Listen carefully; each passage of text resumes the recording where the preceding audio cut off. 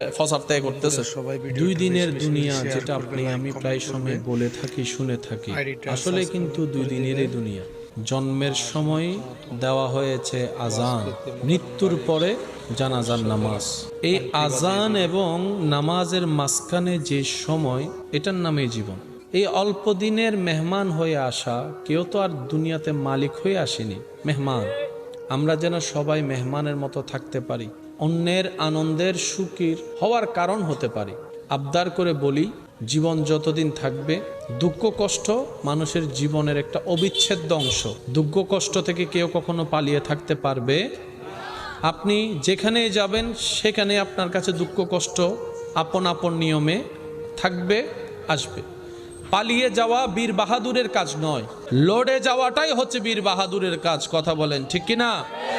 রবের উপর ভরসা করে চলতে থাকবেন, জীবনে যাই হোক দেখা যাবে।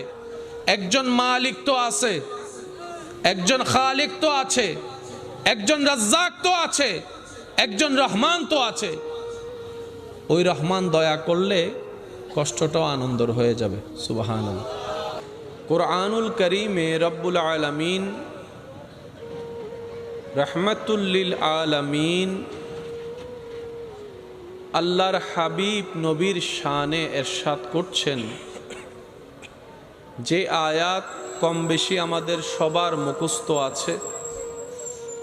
বিসমিল্লাহির রহমানির রহিম, ওয়ামা আরসালনাকা ইল্লা রাহমাতাল লিল আলামিন। সৃষ্টি জগতের সৃষ্টি স্রষ্টাকে খুশি করতে চায়, খুশি রাখতে চায়। আল্লাহ তাআলা আমাদেরকে দয়া করে এমন একজন শানওয়ালা নবীর উম্মত হওয়ার সুযোগ দিয়েছেন, যাকে সন্তুষ্টি আল্লাহ নিজেই রাখতে চায়, করতে চায়। সুবহানাল্লাহ। আলামিন হচ্ছে সৃষ্টি, রব হচ্ছেন স্রষ্টা। আল্লাহ নিজে স্রষ্টা হয়ে বলেন, আমি আল্লাহ আমার সৃষ্টি জগতের জন্য রহমত হিসেবে আপনি নবীকে মনোনয়ন করলাম। সুবহানাল্লাহ। আল্লাহ তাআলা এই আয়াতে